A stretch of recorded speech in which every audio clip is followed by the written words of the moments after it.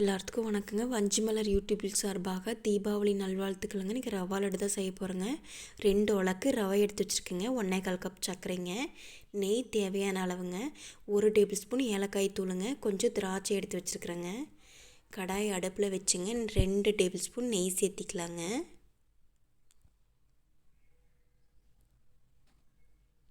இப்போ திராட்சையை உள்ளே சேர்த்தி வறுத்து எடுத்துக்கலாங்க. இப்போ திராட்சை வறுத்தாச்சுங்க. இது கூடவே ரவையை உள்ளே சேர்த்திக்கலாங்க.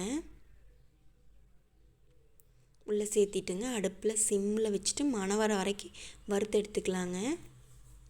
எனக்கு நெய் போதுங்க, உங்களுக்கு வேணுன்னா இன்னும் கொஞ்சம் சேர்த்தி வறுத்துக்கலாங்க. ரொம்ப நெய் ஊற்றுனோம்னா தெவட்டின மாதிரி ஆயிருங்க, அதனால் நான் நெய் கம்மியாக ஊற்றிருக்குறேங்க.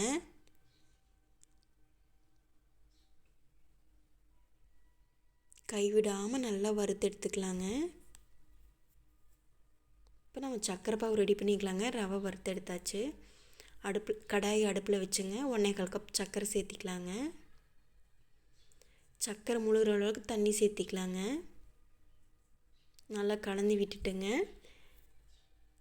சர்க்கரை பாவு பிசு கையில் தொட்டோம்னா பிசு தன்மை வந்தால் போதுங்க. அப்போ அடுப்பை ஆஃப் பண்ணிக்கலாம். அது வரைக்கும் சர்க்கரை பாகு ரெடியாகி வரட்டுங்க.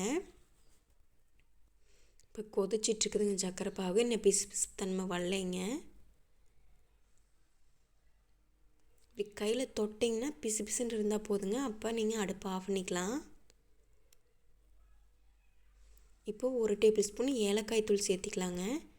நான் ஏலக்காய் தூளை சர்க்கரையில் அரைச்சி வச்சுருக்குறேங்க. நல்லா கலந்து விட்டுக்கலாங்க.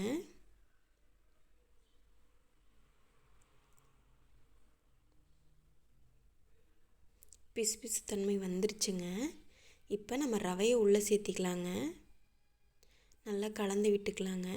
இல்லை சர்க்கரை பாவு உங்களுக்கு இது அதிகமாக இருந்தால் நீங்கள் கொஞ்சம் நெய் சேர்த்து கொஞ்சம் ரவையை வறுத்து உள்ளே சேர்த்திட்டு நல்லா கலந்து விட்டுட்டிங்கன்னா நல்லா ஊறி இஞ்சி வந்ததுக்கப்புறம் நம்ம ரவையை நல்லா மறுபடியும் நல்லா கிளறி விட்டு நம்ம உருட்டி எடுத்தோம்னா கரெக்டாக இருக்குங்க.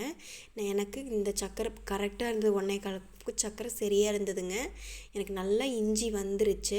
இப்போ நான் உருட்டி எடுத்துகிட்டு உங்கள்கிட்ட காமிக்கிறேங்க. இப்போ ரவா லட்டு ரெடி ஆயிடுச்சுங்க. நம்ம சேனலை சப்ஸ்கிரைப் பண்ணிக்கங்க, லைக் பண்ணுங்கள், ஷேர் பண்ணுங்கள், பெல் பட்டனை கிளிக் பண்ணிக்கோங்க.